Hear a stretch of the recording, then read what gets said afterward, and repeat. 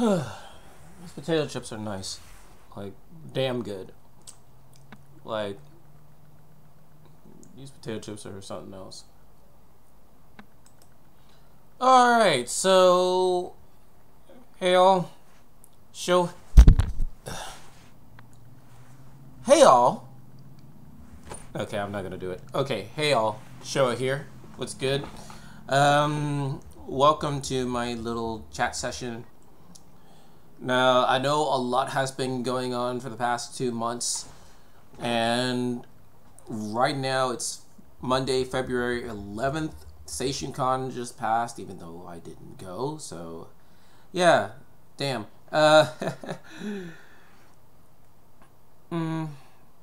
Well, things have been like really crazy, like, oh yeah, I don't mind the laundry, but it's cold. It's a cold evening here in Georgia. It is like damp, somewhat foggy, at least where I live, and I gotta say, it's just nuts. It's a wonderful day. Like, that being said, how is everyone? Hope you guys are doing alright. Hope you guys are enjoying yourselves. Like, while I am trying to install Street Fighter 5, things have been, yeah, like, while I've been trying to download Street Fighter 5, it's been like, what's going on here? Like, why?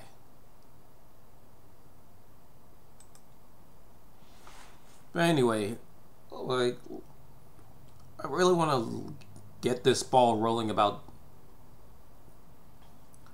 I really want to get this ball rolling about Dragon Ball. What it means to me personally, as a franchise, as a manga, as an anime, as a set of movies, as video games, things like that. Like, this is coming straight off the dome. Like, I'm just gonna flat out talk about Dragon Ball as a whole, a little, or at least a little bit of it, before talking about the Dragon Ball movie that just came out last year in Japan and earlier this year stateside for a limited screening. Let's see if I know a little bit. Like, what I do know is that Akira Toriyama worked on this shortly after somewhat completing Dr. Slump. You know, Arale is the main protagonist, like the main character there, but it's called Dr. Slump. It came out in 1980. Dragon Ball came out in 1984. Then was released publicly on November 20th, 1984, the same year. It was also my birthday, except for I was born like a year later that day. It aired on Shonen... No, it came out on Shonen Jump as well. Became something of a success. Dragon Ball incurred 2 editors who oversaw its production. You had Kazuhiko Toshima and Yu Kondo, who helped with the second half. The series ran from 1984 to 1995, and it was one of the top-selling mangas there. Then the series, based on the manga, came out in February of 1986 on Fuji TV. Okay, first of all, if anyone knows more about Dragon Ball than I do, like, let me know in the chat box. Like, seriously, help a guy out. Like, I can't be the only one out there just claiming to know everything, as opposed to yours truly. So yeah.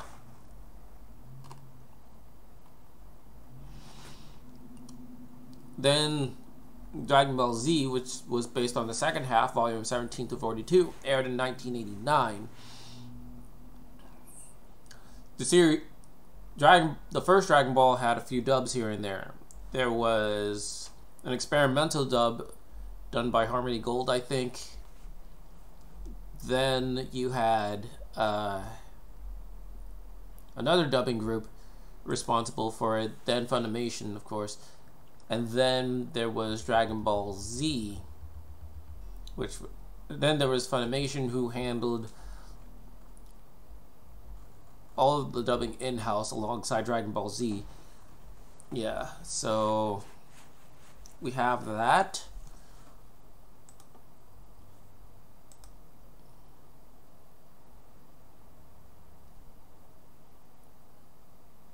Right on cue, Dragon Ball Street Fighter does not work.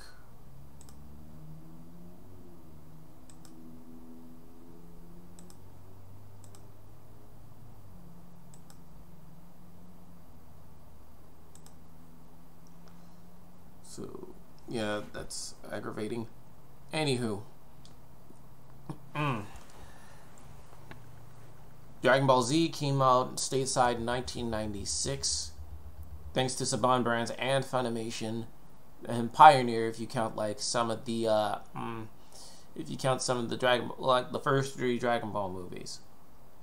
Then Saban forfeited the rights later on in 1999 and or so, which at that time it was airing on Toonami instead of just broadcast networks for syndication, and it became a huge success. Funimation came out with videos with slighter edits to the with minimal edits to the series. The only things that changed was content for the kidified versions on VHS. I mean, you still saw blood, but yeah, along with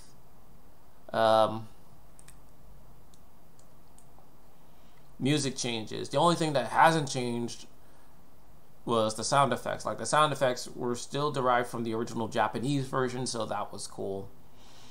Then later on, Funimation got serious with the franchise since it was making them the most money, and decided, hey, you know what, we gotta step our game up. We gotta re-release all of the earlier episodes, raw and uncut. Then we gotta make a DVD collection that contains like all of the original Japanese content. Just slap on the English dialogue on it, and that'd be the end of it. Then you have Dragon Box, which makes Dragon Ball into like a legit anime that you would normally find on like late night TV. So Funimation did a fantastic job with that. The Dragon Ball franchise has been very successful. Then around 1996, Dragon Ball GT also came about. Not many people really liked it, mostly because of its plot line, mostly because of the direction it took, and that Akira Toriyama obviously had little to no involvement in it. Personally, it wasn't too bad. It wasn't as bad as people would think, looking back on it. Like, okay, so people didn't like it. That still doesn't change my personal experience with it, so what difference would that make? Anyway, a lot of people started learning more about Dragon Ball, some to lesser effects, others to even greater effect, and yeah, also during Dragon Ball Z's heyday, like, a lot of people were like, hey, you know what? You know, like these fan fights where you pit a comic book character against a video game character, an anime character against a comic book character, blah, blah, blah. And then there's the whole Goku and Superman argument, which I think, looking back on it, was rather stupid. Like, really? Dragon Ball also housed, like, tons of movies and specials. Please Return My Gohan being the first, and Resurrection F being the last under the Dragon Ball moniker. The first Dragon Ball movies were Sleeping in Devil's Castle, Mystical Adventure.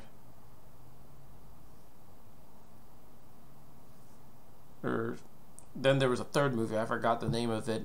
Please let me know what that is. And then there was a fourth movie, I think, which came out in 1996, which commemorated the anime's 10th anniversary, I think. Yeah. Which commemorated the anime adaptation's 10th anniversary. the franchise as a whole celebrated around that time period at least 12 years. So we got that. So it was a nice little anniversary movie. I think it was really cool. Like, the animation was nice. They borrowed some music from Dragon Ball GT. They got Buruma's hair purple, just like in the manga, which raises a lot of questions concerning her son Trunks.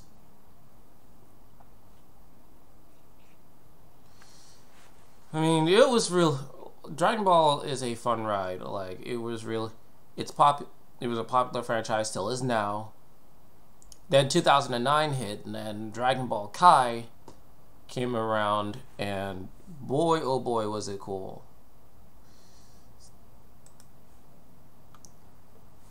Latasha, hey, welcome to the stream.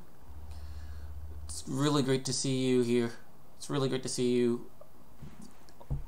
I was just talking about Dragon Ball and how popular and how stupid awesome it is of a series to a certain extent.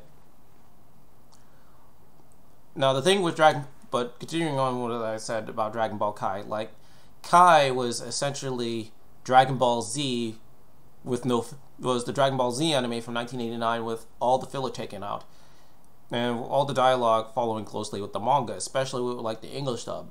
Now, with the North American fans or fans of the English dub entirely, whether you're from Europe, Australia, or whatever, a lot of people thought that this was Funimation's doing, messing with the English dub and doing all the edits and remastering, when it was actually done by Toei. Thank you. It's great to be back. It is also great to see you also. I really missed you.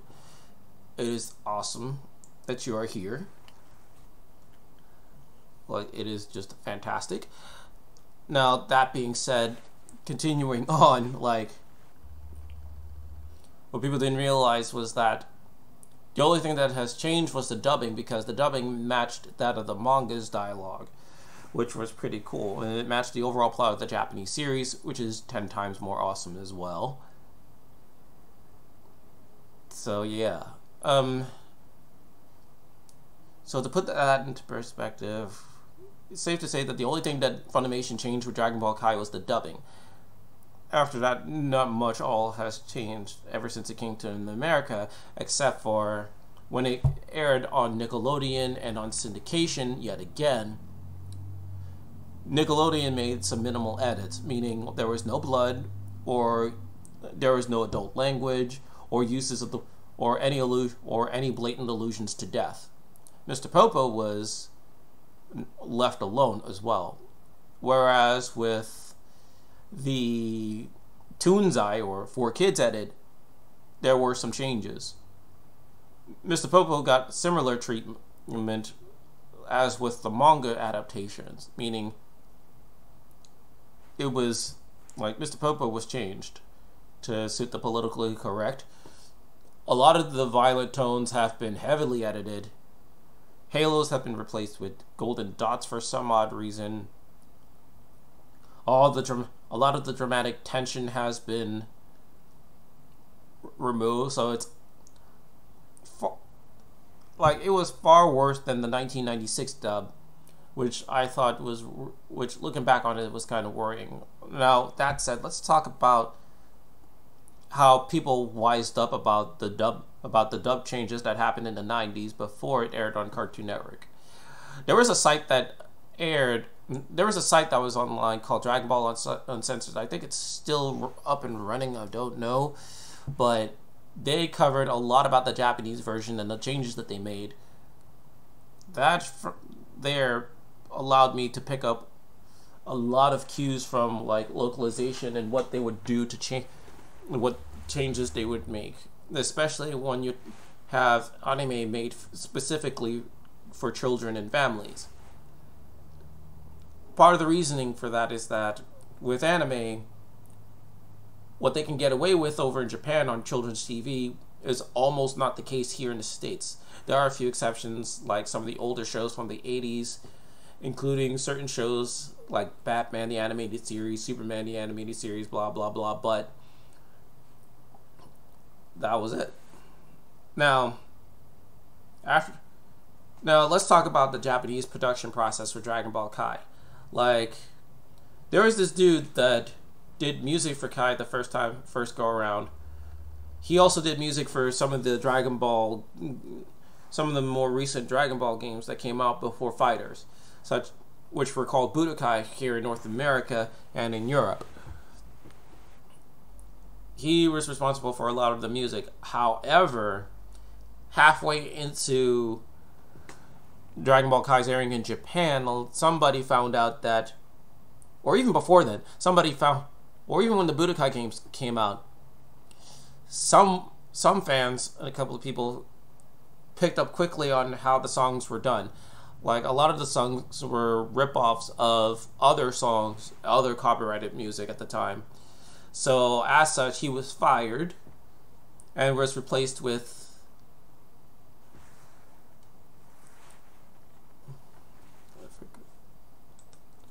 But yeah, why don't I just do some research?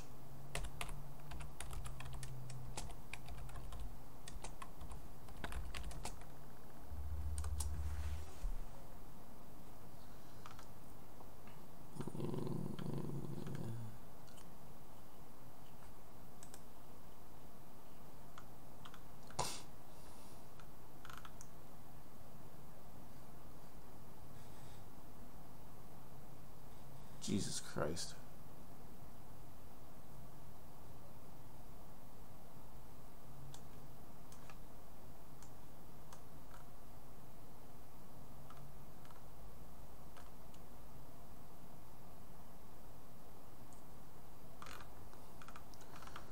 Yeah, going on Wikipedia is kind of a thing, right? It's kind of a kick in the head right now, but yeah. Shinsuke Kikichi was responsible for Dragon Ball and Dragon Ball Z. Sumitomo was responsible for the second half of Dragon Ball Kai, Dragon Ball Super, and some of the more recent Dragon Ball Z movies and the most recent Dragon Ball Super movies. So you have that.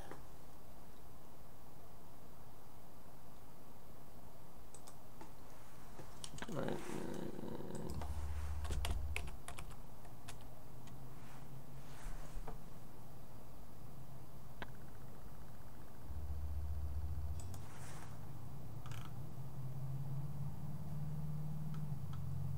Norihito Sumitomo, he did the music for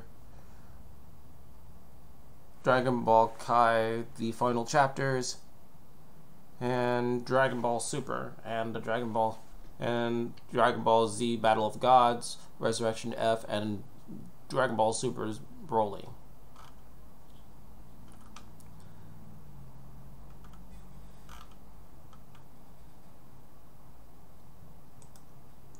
The composer for Dragon Ball GT was Akihito Tokunaga.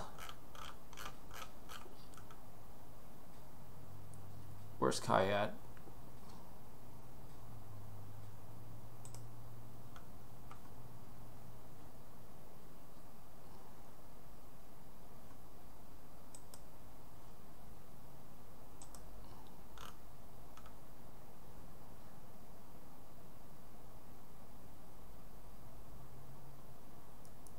Turns out that Kenji Yamamoto did episodes 1 through 95 for Kai.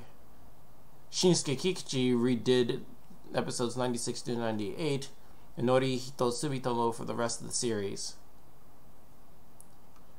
So yeah, we got that going on.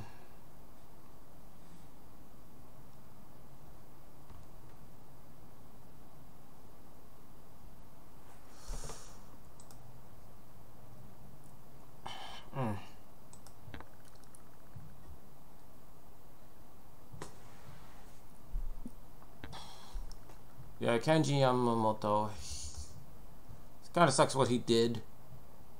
At the same time, it's like, that's kind of expected. Especially when you rip off parts of a song that was already pre-established, which is kind of baffling and kind of troublesome. when you think about it. Like, why would you do that?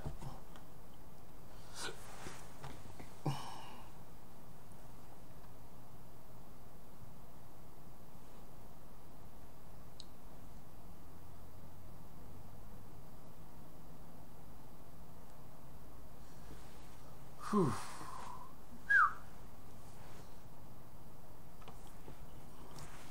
So, that being said, let's talk about the movie of the hour, that is Dragon Ball Super Broly.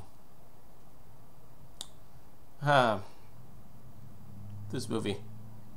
It's no surprise since Dragon Ball has developed a, up until now, non-canon fan favorite in the form of Broly, the legendary Super Saiyan. Yes, Saiyan, that's his actual pronunciation. I'm sorry. Like,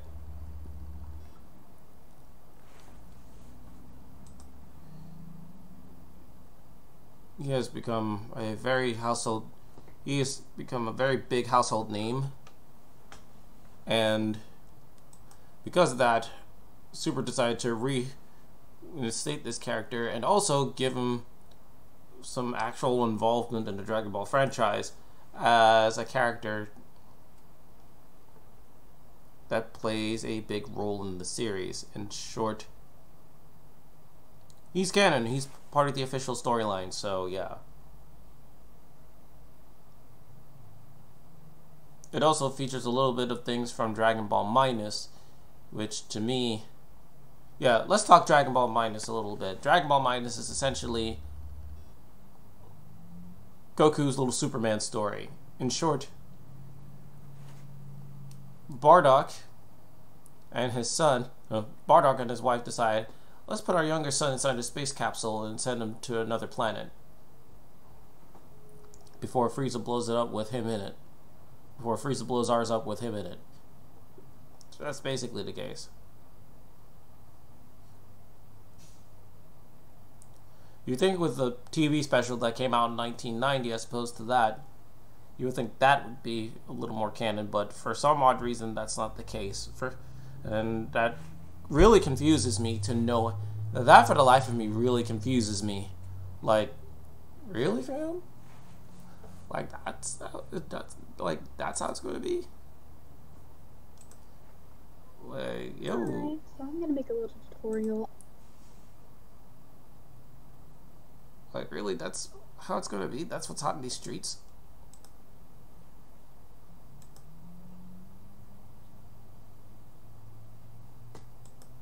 Oh, boy.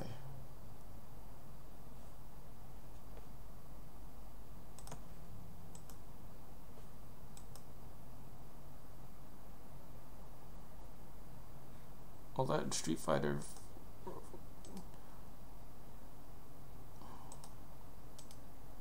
Wow, for real? But yeah, anyway, Broly. You start off like some time ago. Frieza and King Cold show up on the planet Vegeta. They tell the king that we're giving you scouters and we're making you slaves. Oh, and another thing. Frieza's going to be overseeing we're going to be overseeing y'all, which means it's going to be a wild ride for you guys. So, yeah.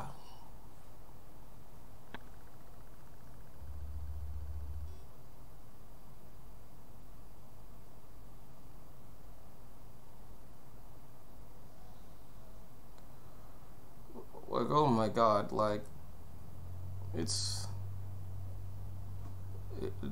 just definitely weird.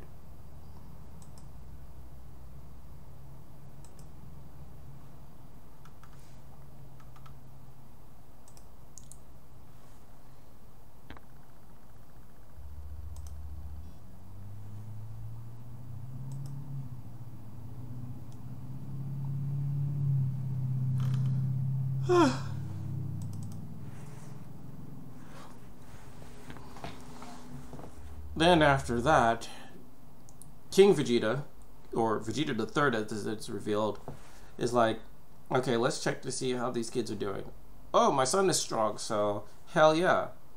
But then they find out that Brawly is much stronger this time around, and it's like, okay, that's it. We're gonna send him to a planet because we can't have him outdoing my son like that. That's just completely unfounded. And Paragus, Broly's dad, is not fond of the fact that his son is being stricken away just because.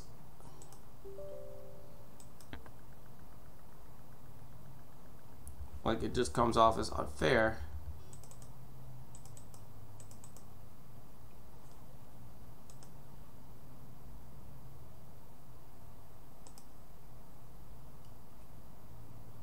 Like, it's coming off as unfair that his son is being shipped away just because of it.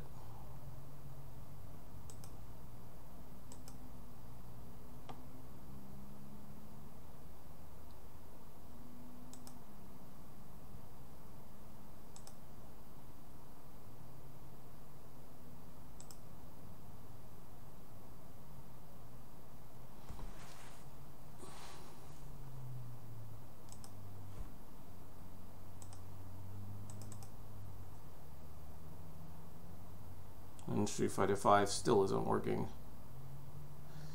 Oh my god. Like, anyway.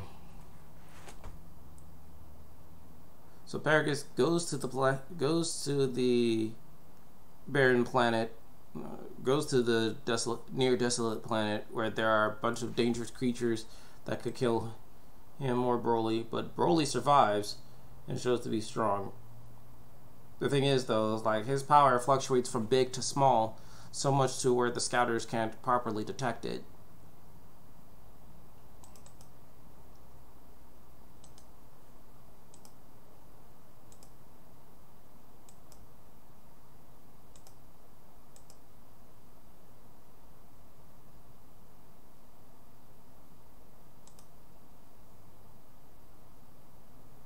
So that's what we're dealing with here. Paragus shoots the guy who he goes on this little space journey with, and he's not seen for days or years. Time passes, Frieza destroys Vegeta, Bardock leads the charge against him, and he dies. He doesn't become Super Saiyan. He's not transported somehow into the past. He dies.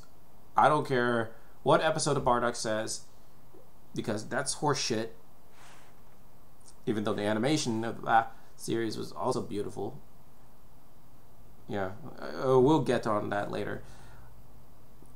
So time passes, we see Goku and Vegeta fighting each other, showcasing just how powerful they are, showcasing how strong they are. They're just kicking all kinds of ass. Meanwhile, Whis and Beerus relax alongside Budama as these two spar with each other. I mean, everything seems good until Budama gets a call from her son saying that someone stole the 6 Dragon Balls in the Dragon Radar and are going somewhere into the Arctic. Meanwhile, we find out that Frieza's men went to Earth in order to get the 7th Dragon Ball. Frieza wants to be at least 5 centimeters taller. I'm not making this shit up. Like, if you don't believe me, like, go watch the movie. I don't care how you do it. Just watch the movie. You'll see what I'm getting at here. Like, he wants to be 5 centimeters taller. This is no different from when Commander Red, from the Red Ribbon Army arc, wanted to use the Dragon Balls just so he can get a leg up. So basically, these motherfuckers are just trying to hit us with an Edward Elric here, like with the whole short complex here. Like, what the hell, man? Get your mans. Budama is no different either. Her wish is kind of reminiscent of when she wanted the ultimate boyfriend. And the thing about that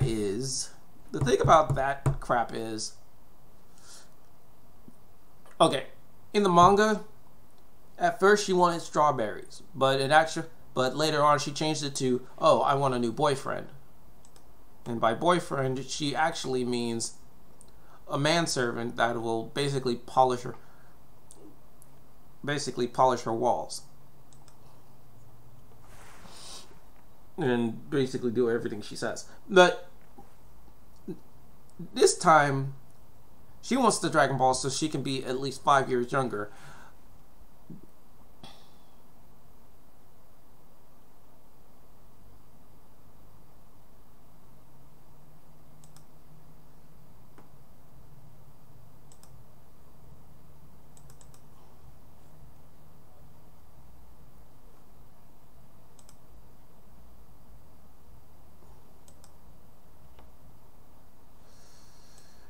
This is like, that's just crazy. So they go there and they find Frieza's, and they find 2 of Frieza's men. Meanwhile, but before a little bit of that, Frieza and the Frieza Force also find out that Broly and Paragus are alive on a remote planet, on that very remote planet that they lived in. So he decides, okay, let's scoop them. So he sends 2 people. That's Chilai and this other dude. I forgot his name. They go and find Broly and bring Broly and his dad and bring him around and bring him to Frieza's ship. And it's like, okay, yeah. So Frieza tells him this bold-faced lie that a meteor destroyed planet Vegeta when it was actually Frieza responsible for the chaos. They also find out that Broly is... So Chilai take Broly while Paragus and Frieza discuss business. Broly defends Chilai from this drunken Frieza soldier. And just before he delivers the killing blow, Paragus steps in and is like, hey, stop that. Bad Broly. So he basically has him on a leash. It almost reminds me of the original movie that he debuted in, which is complete horseshit to me, but Chilai speaks. So Chilai, like, takes the switch from him and smashes it without his knowing. Frieza decides, hey, you know what? We can get revenge for you. In fact, why not have your son take your revenge out on Vegeta the 4th, aka the Vegeta we know, aka the Vegeta who banged Budama and had Trunks and Bola. Oh yeah, Beerus decides to babysit her. So yeah, Frieza, Broly, and them, they make it to where Goku and Vegeta are. They try to get the Dragon Balls. Frieza gets the Dragon Balls. I'll get to that in a second. And decides, hey, you know what? Broly, kick their asses. So Vegeta is like, okay, I'll take you on. He goes Super Saiyan God, and then Super Saiyan Blue. I'm not saying the original name because that's a mouthful. I already talked about that in one of my in-character episodes, and boy, it's hard to believe that this is just... it is that ridiculous. But so yeah, Vegeta's having a hard time, of course, so Goku steps up to the plate. And what we notice is that Broly has evolved throughout the fight. Like, even at his base form, he's been knocking the ever-living crap out of Vegeta and has been giving Goku a hard time. So yeah, so Broly is almost no different from what he was in the original. So that's pretty interesting. Yeah, anyway, Frieza sees that this fight is dragging on way too long and is like, hey, you know what? I think I got an idea. So he remembers that one time he killed Kuririn and decided, hey, you know what? What I did to Kuririn, which prompted Goku to become Super Saiyan, I can kill Broly's father and have a similar effect. Maybe that'll have a similar effect.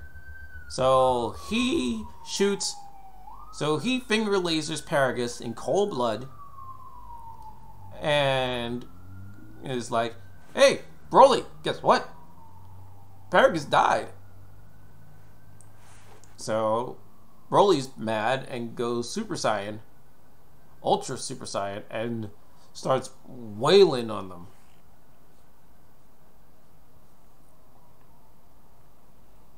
Then Frieza, but then realizes that things have gotten completely out of control, and is like, "Hey, can you stop now?"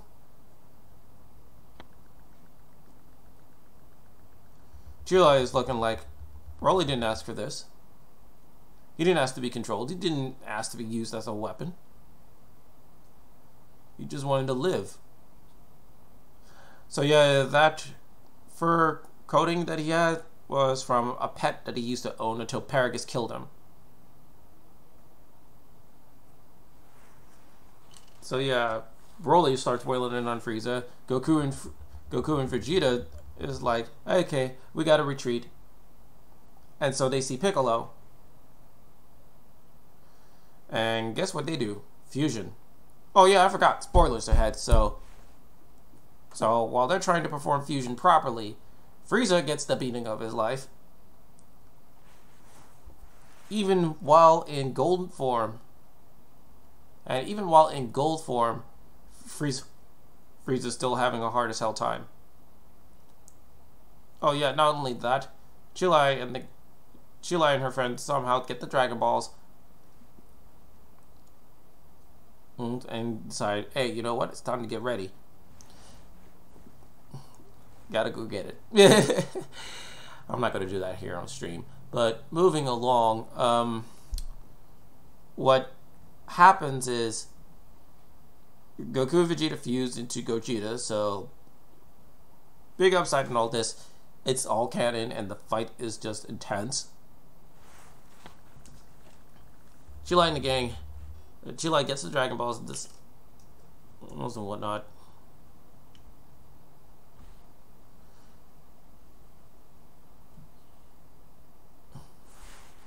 And decides, hey, you know what? I think it's a good idea to get...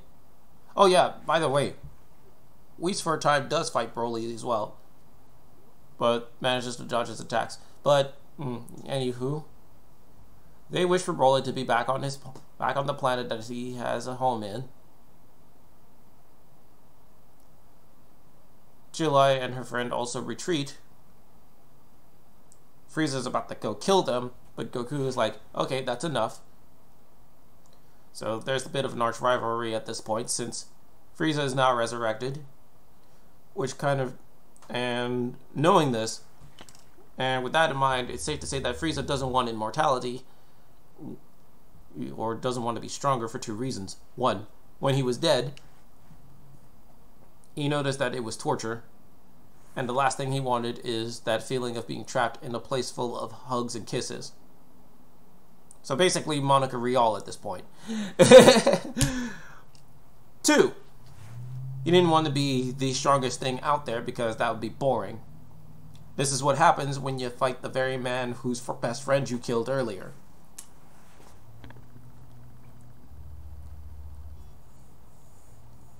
And all this craziness, because Frieza wants to be 5 centimeters taller. Talk about Napoleon complex. Oh, God. Furthermore, Goku teleports, gets Chilai, Broly, and the gang senzu beans and some dino capsules, and some hoi poi capsules, and some food. And it's like, hey, Broly, guess what? I like you. We gotta fight sometime. Oh, and before I leave, my name is Goku, but you can call me Kakarot since you're a Saiyan, just like my friend Vegeta, just like my best buddy back on Earth. So, see you then. Which brings me... So, yeah, that being said, that's the end. Broly lives happily with Chilai and the gang. Meanwhile, Frieza is like, there's gotta be some way to use Broly's strength to our advantage. I wonder how the hell that's gonna play out when Dragon Ball Super gets reinstated on Fuji TV. Especially with all the craziness circling the movie's popularity. Yeah, so in a video I did, I deemed it as something of a hot mess. And I still think that now because there were so many things there were a couple of things that weirded me out about this series, and it baffled me. It really confused me to no freaking end. Like, for real, fam? I think one of the biggest fuck-ups is when the dragon had only one wish. I don't know what happened to warrant that, but I'm pretty sure after the Cell Arc, I'm pretty sure that during and after the Cell Arc, the dragon can use 2 wishes. More importantly, where the hell is Dende in all of this? Like, what happened here? It seems like any movie that involves Frieza at this point is just ridiculous. First it was Resurrection F, now this cesspool of a narrative.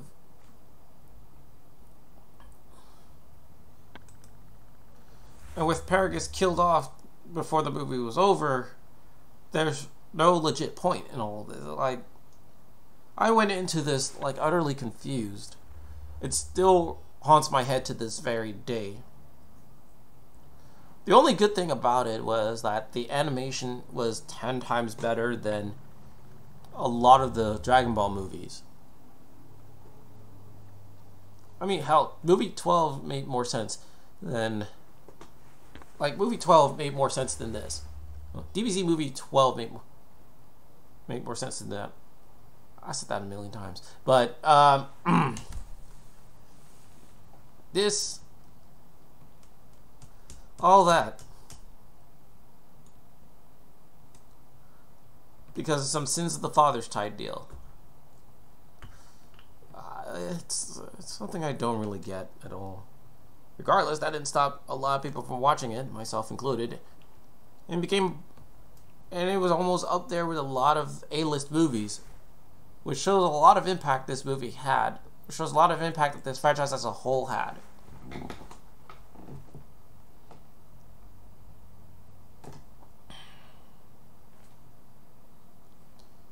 Like, what the heck?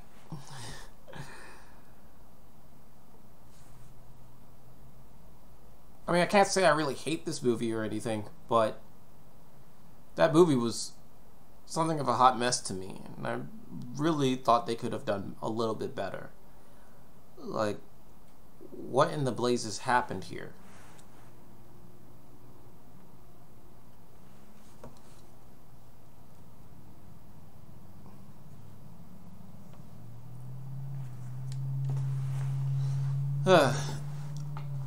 But yeah, I don't know if I could watch it again or not. If I do, I'd probably watch it in Japanese. But even that didn't make sense, so what would make me think that the English dub it would be any better? I mean, the voice acting, I wouldn't dispute that, but still. Also, like, when I watched it in subbed. I could have watched it dubbed, but there were a lot of things that were going wrong with the circling the English dub, and I don't know what the heck happened here.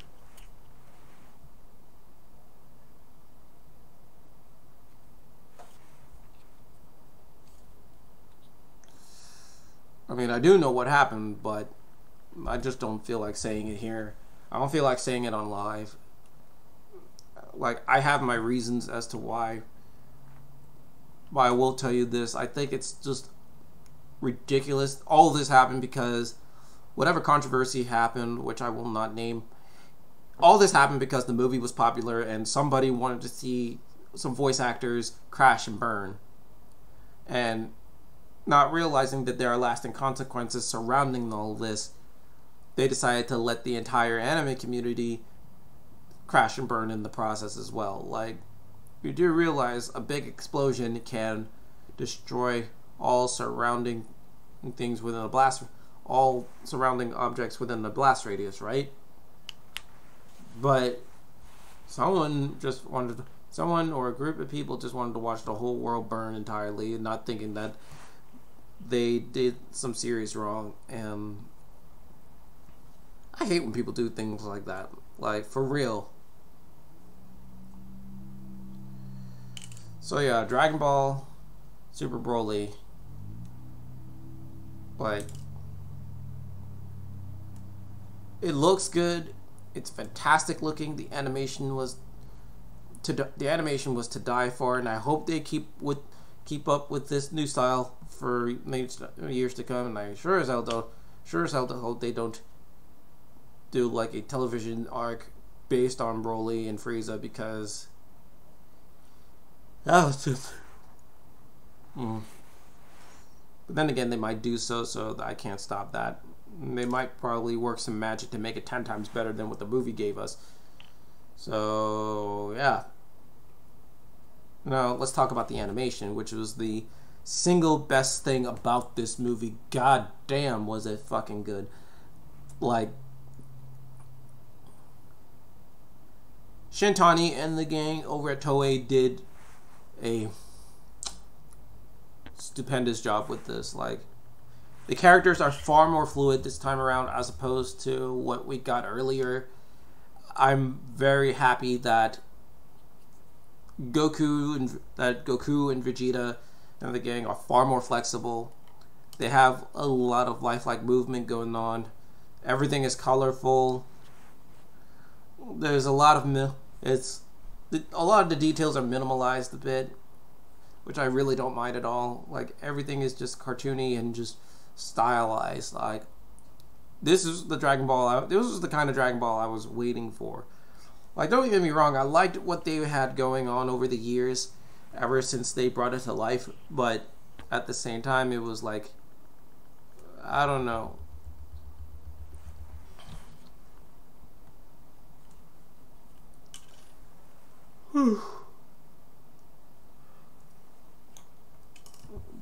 Like, that movie was just straight up sexy, but everything else about it left me asking more questions. Like, the synopsis wasn't as clear cut as it sounds, so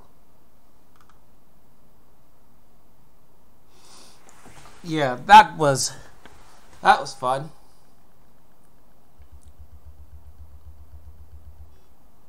So what I want to know is, though, how did you guys feel about the movie? Is there something about Dragon Ball Super Broly that you liked that I left out? Was I on the money, or was I wrong? I mean, I could be wrong. Let me know in the comments. Let me know in the chat box. Like, it's your world. Now, if you'll excuse me, I'll cut this live broadcast down short and for a little bit, and I'll see you guys again once I get back live. So until next time, this is Show signing out. Mata ne.